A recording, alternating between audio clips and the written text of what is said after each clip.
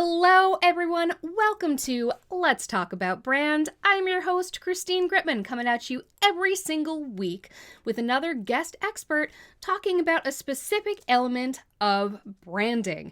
We are on the Adweek podcast network. We have a YouTube video podcast every week. Make sure to find Let's Talk About Brand wherever you prefer to consume your interviews. And today's interview is a great one. I'm going to be talking to Hope Morley, who works for Umault, which is a B2B creative agency. B2B and creative are all too infrequently used in the same sentence, so we're going to discuss why that is and how you have to come at branding a little bit differently for B2B businesses, as well as some creative ways to do that. So without any further ado, let's bring on today's guest, Hope Morley. Hello, Hope. Hi, Christine. Thank you so much for being here today. We actually met recently in real life at the Marketing Profs B2B forum. And what a great place to get insights on B2B marketing. And that's your whole jam. And then I saw that you posted something really cool on Twitter that really just set my brain going about why isn't B2B marketing more creative? So let's launch right into that. Why is B2B marketing so infrequently considered in the same breath as creativity? Well, if I had a good answer to that, maybe I would be out of a job. But I think that the reason that B2B is considered the less creative little younger cousin of B2C marketing is often because we are selling very complicated things in B2B. So, for example, you think about cloud storage solutions. And when it comes down to it, when you're a business and you're trying to find different products and services for your business, you really you do make choices differently when you're thinking about a business. So there are differences that are important to acknowledge. But that said, you are still selling to people at the end of the day. There are still decision makers who are the ones who are coming in and who are going to be deciding what product to go with. And those decision makers are humans. I hate to break it to you, but we are all people and we all respond to creativity, we respond to emotion, and we respond to good branding. And so those are things that B2B companies really need to start thinking about in their marketing in order to really start moving forward into this, what I think of as a new phase of B2B marketing. Now, to your point, the considerations are a little bit different, not only from the company side, but also even from the consumer side. If you're a B2C consumer and you're looking for something to consume in your personal life, you're actually looking probably for slightly different things than when you're evaluating a B2B company. So what are some of those considerations that you really do have to keep in mind when marketing a B2B company? So how I like to think of it is that there are two hurdles that you have to overcome in B2B. First, you have to get through the initial gatekeeper. So there's usually one person who's starting the research project who is assigned to find a new vendor for a product or service. Once you get to them, then there's usually a committee on the other end. So there's a double challenge in B2B that B2C often doesn't have, because when you're in B2C, you just have to get that first person, right? So I see branding and brand awareness marketing as the way to get to that gatekeeper. So you need to convince that person to move you forward in front of the committee. The thing about most people is we're really good at coming up with logical explanations for why we decided to do something that really has an emotional or potentially what some might say illogical reason for doing it. So if you have an affinity for a brand for whatever reason, it might be that you like their marketing, it might be that their website spoke to you, they've got a great Twitter account, you're going to put that company forward in front of your committee. And what we need to do as B2B marketers after you get through that gatekeeper is that's when you come in with the features and benefits and you talk about your product. Because at the end of the day, that person does have to pitch you to the buying committee. So you do have to have really good marketing and good support for the person to help them sell you. But the branding challenge comes to get through that gatekeeper. You need to get in front of that committee. And the way to do that is to have really excellent brand awareness marketing. Absolutely. So there are those multiple levels. There's the person who is going to see you and have an emotional resonance to you and notice something about you and put you forward to the gatekeeper. And then there are the gatekeepers who are looking for something different. To your point, products that, features and benefits. They want to know what's in it for me. How can you get creative at that stage as well? Or is the creativity mostly just about the awareness part and the consideration? No, I think you can use creativity throughout the cycle. I think with the features and benefits side, it really does come down to what's in it for the person who's buying this product. So, really getting at not so much the features and benefits in terms of listing out specs or different lists of features of your software. That's not what it's about. It's about how do you make someone's day to day better? So, how is their life, their professional life, going to improve once they're using their product? That's a benefit. That's really talking to me as a consumer.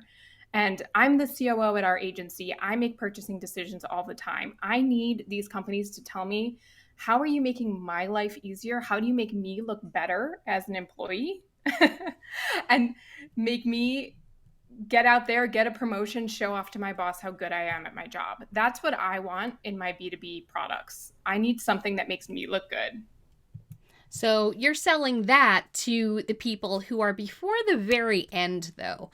But how do you make sure that the person at the very end, like again, is it that they want to look good to their shareholders? Is it about the deliverable that they will be able to do if they use your product or service? Like I mentioned earlier, people are really good at making up logical explanations for things that they actually decided Mm-hmm. emotionally to do. So that creative marketing, I don't think that doesn't apply to people throughout this cycle. I think that if you have a really strong B2B brand, it's much easier to get approval all the way through procurement, get it through the CFO who really wants to see the numbers. But if you have that strong brand awareness, it's much easier for you to come in and say, hey, you've heard of us, you've seen us out here. Obviously, we're a trustworthy source. That we can do this for you. Speaking of brand awareness, when you're selling B2B, I'm sure the places where you need to be visible and the places where you garner that awareness are a little bit different. So, do you tend to get that information more from the brands that you're working with? Do you help them with that process? Because it's not the same as, B2C where you're just kind of putting it all over the internet, on the sides of buses. I mean, sometimes I'm sure it is. But how do you figure out where you need to be with that? B2B, it's so much about the audience strategies. So figuring out who this B2B company is talking to and then where that audience is. So B2B tends to be more on LinkedIn, YouTube advertising, Twitter. Those are all great places that are also used by our B2C cousins. But that's not to say that B2B companies can't be successful with out of home. Like you said, they can't be successful on TikTok. There's some companies that are really starting to do more in that space. You have to think about who you're talking to in that audience. And as a reminder, B2B buyers now are millennials. They're me. I'm on TikTok. I'm on Instagram. If you're trying to talk to me, I'm not just on LinkedIn. These buyers have gotten younger and they've gotten more tech savvy. So if you need to go where those buyers are, it's not an older generation necessarily. It doesn't have to be people in an office. You can think about where these people actually are. Absolutely. And I feel like I've seen a shift on that. I've seen entire subway stations just taken over by ClickUp, for example. Yep. It's really I've seen Asana billboards. So There were several B2B companies in the Super Bowl this year. ClickUp as wow. one of those examples. So getting out where the people are is still going to be a good marketing strategy. Getting out there and getting people to know who you are. If you're ClickUp, Gong, Salesforce, we're all in the Super Bowl. You want to be that name on everybody's lips, even if you're in B2B, because you're trying to make yourself the default choice. Yeah. And now more than ever I feel like, because we're working from home, sort of the place where things happen, the place where business happens has had such a shift, and I don't think that it's changing anytime soon. What other shifts have you seen in B2B marketing during your time doing this? Absolutely. I think the move to home has been a really important shift over the past 2 years because I do think B2B marketers and some of the clients that I've worked with, there was this hesitation of bothering people in a non professional setting. And what I mean by that is people were willing to do trade shows or they were doing mailers to businesses because they're saying this is a business space and this is where our organization wants to talk to people. But once we all brought work into our homes, I think there's been a shift in B2B thinking, okay, LinkedIn, Twitter, TikTok, YouTube, or streaming TV advertising even, we can talk to people where they are, and where they are is at home, and it's while they're consuming other content. So I am really excited about the potential of streaming TV advertising for B2B. I think that there's a really rich area to mine, and I'm not seeing enough B2B companies doing yet. I do know it is a very expensive form of advertising, but I think being able to reach people when they're in the mindset to be entertained and to provide them with something engaging is an excellent way to win. And it is such blue ocean for B2B companies to go out there and attack. Absolutely. And to that point, the idea of what constitutes professional has had such a shift. Part of that could be, as you pointed out, millennials are now the ones in charge. The millennial is not the intern, the millennial is the boss now Yep. because people grow up.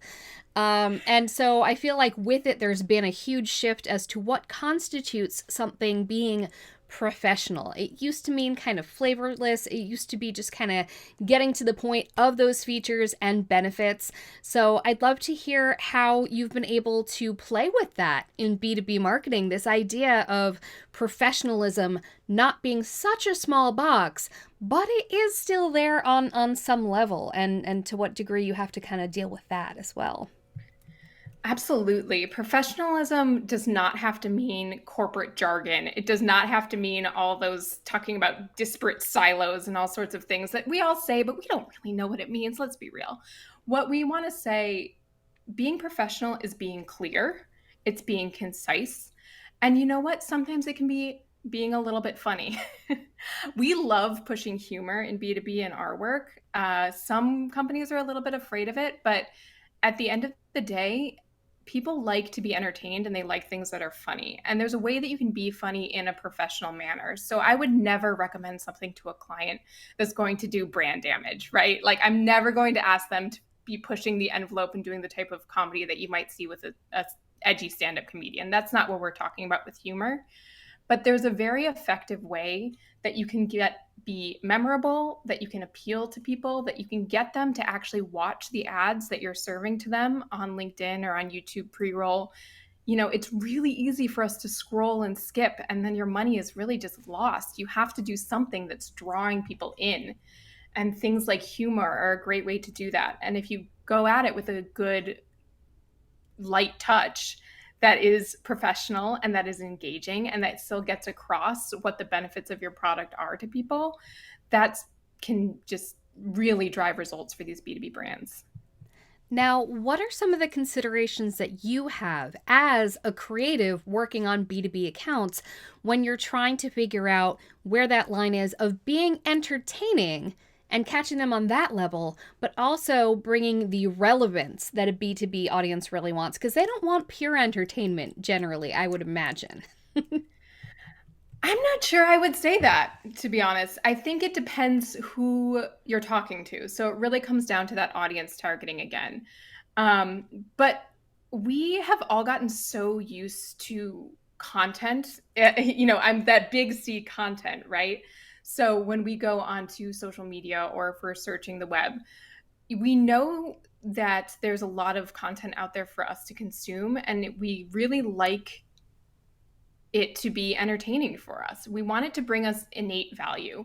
So, as a B2B buyer, for example, or a B2B creative, I want to bring people value in two ways. I want to bring them value in the moment when they're consuming that content. And that might be because it's funny, it's entertaining, it's bringing you value because you enjoyed this 30 seconds that you spent with me. And then I want to bring you value because I can bring you value in your professional life by introducing you to a product or a service that you didn't know existed that might be making your life better. So I think of it in two ways. It's not just about bringing you value because I'm showing you that there's a better product out there for your business. I'm bringing you value in that when you're scrolling along LinkedIn and you see something, you're going to enjoy it. There's nothing wrong with people enjoying your marketing. I think B2C has known that for so long. Like, look at for example, insurance commercials. That's a very dry product, but we all need it. And then all these companies like Geico or Liberty Mutual, they use humor to get us to pay attention to a dry product. B2B can learn a lot from that. Absolutely. And again, it's been kind of a shift. I like what you said about how we're all used to content with a capital C. I think social media, streaming media, all of that has really changed the game of what type of things that we expect to see. To that end, when I think of B2B video marketing, for example, I often picture one of those kind of long form commercials where, it starts out being entertaining and then it kind of gets to the benefits, but it's like a few minutes long.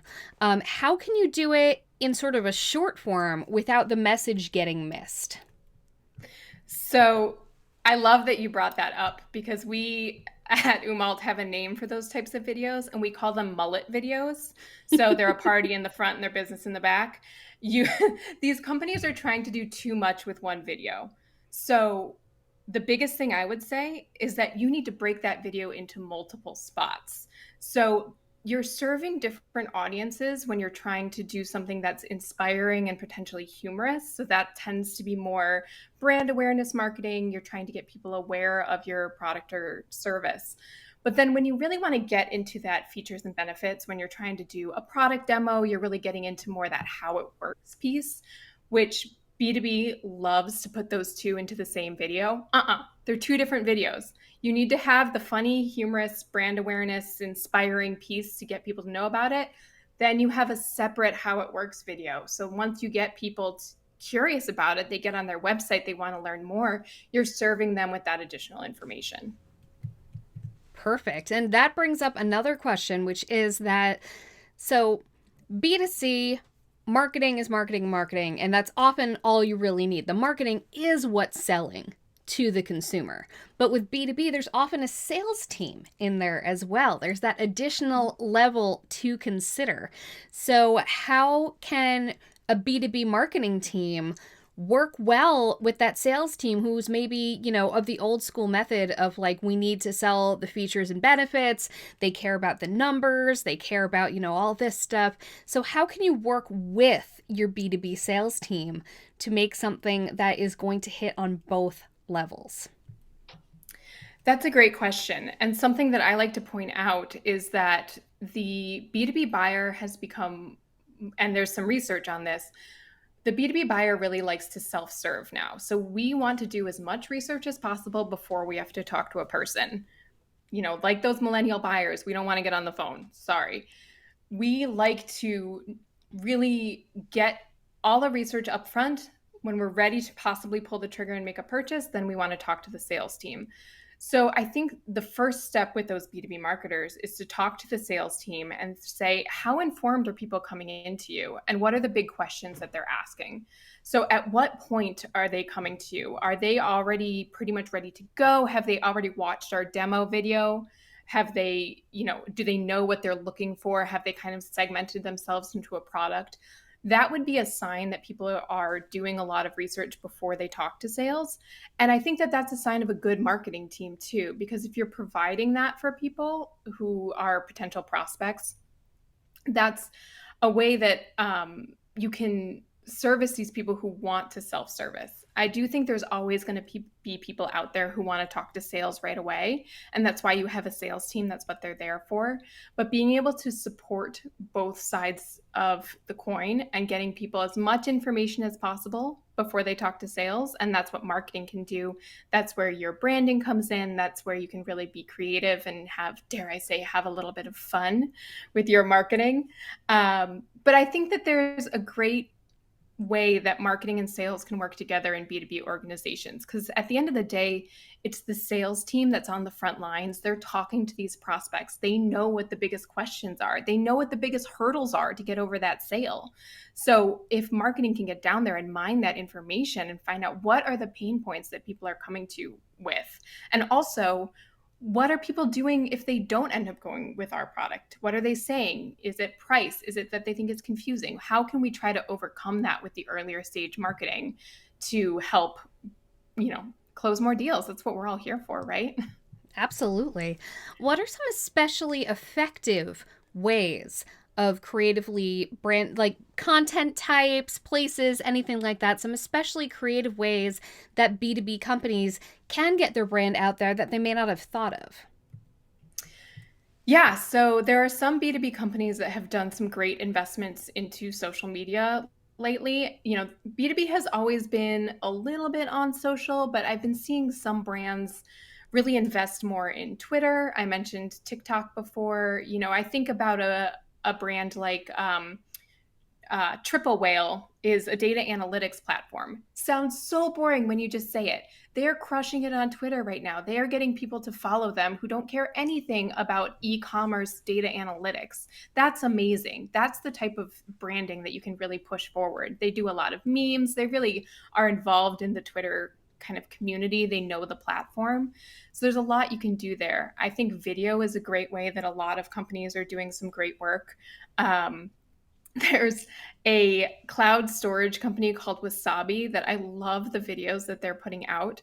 They've got a character named Nate, and you really talk about how in B2B, if you want to bring in personality that's still professional, having a character in your marketing is one way that you can kind of have a guide who's bringing people through the process.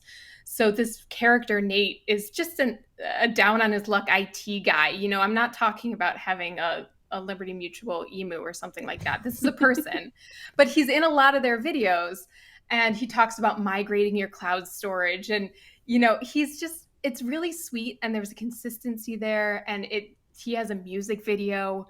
And you think about cloud storage computing, again, sounds really boring. And if you compare Wasabi to the big players in that space, so that would be Amazon's AWS, Microsoft Azure, these kind of like faceless conglomerates. But then you have Wasabi, a little upstart with this nice little character that you're seeing throughout. You're putting a face on this brand, right? You're giving people something to relate to, a person to relate to.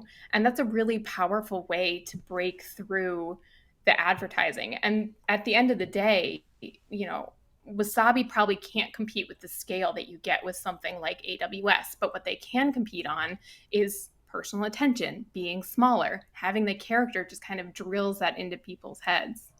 I will say I did not work on this campaign. I just really like it. It also really relates to that know, like, and trust factor. Those are my three favorite words. I've talked to Bob Berg about that. I keep telling him I'm going to get it tattooed on my body. The know, like, and trust. And by having a character, it's saying, hey, this is someone who's in my position. And even though I know it's a character, and even though I know it's an actor, and even though it's silly, I kind of see myself in it. And I think seeing yourself in this is really just something that's fairly new to B2B marketing. What do you see coming down the pike for creative B2B marketing? Are there new trends you're starting to see? Is there something that you foresee becoming more of a thing due to either trends, technology, world situations, any of that? Yeah, so I mentioned OTT or streaming TV advertising. I think that's a rich place that B2B brands are going to be moving towards. I think that having their own streaming networks, some B2B companies, Salesforce Plus, for example, I believe Demandbase has their own Demandbase TV, it's called. these companies are really investing in content. Or even if you think about HubSpot with HubSpot's Academy, that they've really invested in all these free resources that are out there.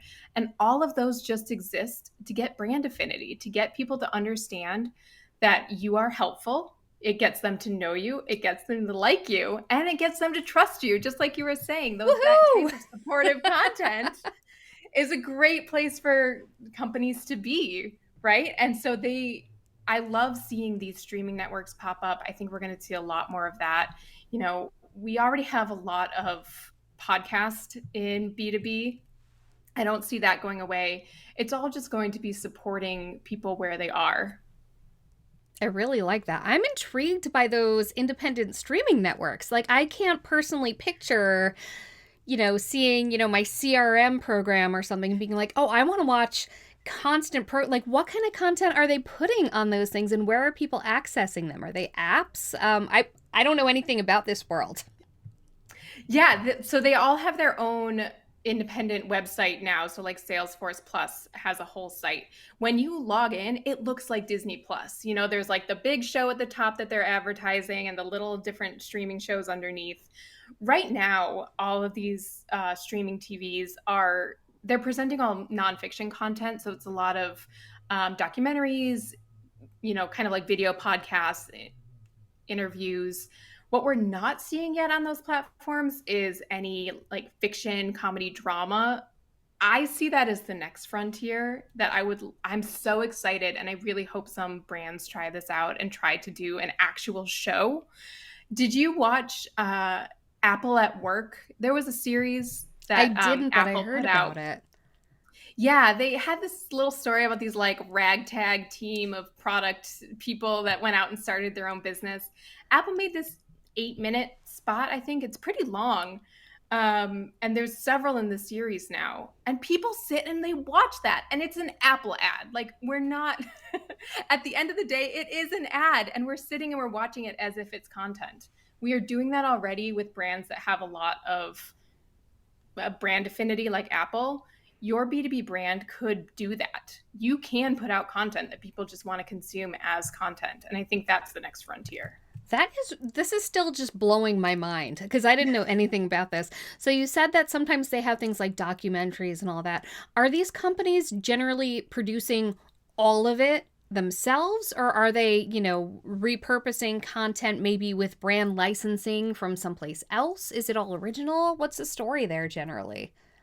It's generally all original. And I think there's about 3 or 4 companies doing this now. So this is still very, very small, but I know Salesforce has completely built out a whole in-house department that's putting this out. They are going all in on Salesforce Plus. They are ready and want people to come and consume content right on their own site. And think about that. This is amazing. Even a lot of B2C companies aren't doing this, but a lot of it is going to go back to, I see it like the early days of TV, where if the shows were all like, brought to you by Kellogg's. It's why soap Kellogg's Comedy Hour. It's why soap operas are called soap operas. Absolutely. Exactly. I think we're just going back to that. And I think if B2B can just embrace it and realize that's where people are, there's just so much that they could do. Wow. Well, this is fascinating, and I'm definitely going to have to go check out some websites now. Hope, tell us a little bit more about where people can find you and what they'll find there. Yes, people can find me on Twitter or LinkedIn at Hope Morley. I talk about B2B marketing. You can also find me on my podcast, Death to the Corporate Video, which I co-host with my Umault co-founder. I love that. Death to the corporate video. Oh, I love it. All right. Well, thank you so much for being here today. And this has been a really untapped topic. So I'm very excited that you were able to shed some light on it today and getting people excited about B2B marketing. What? Thanks. It was my pleasure to be here. Thanks for letting me nerd out on B2B marketing. Thank you. And thank you for listening or watching wherever you are. Make sure to subscribe to the Let's Talk About Brand podcast with Adweek Podcast Network. Make sure to subscribe to my YouTube channel where I drop the video podcast every Friday. And we'd actually love to hear your take on the topic of creative B2B marketing. Every Tuesday, I have a Twitter chat called Chat About Brand. If you're hearing this the week that this came out, then you can join it. And if you're hearing it after the fact, I've got the moments of the highlights of the discussion up there. You can still chime in anytime. And thanks so much for being here. Join us next week when I'll be back with another very smart guest expert talking about brand. Thanks. Bye.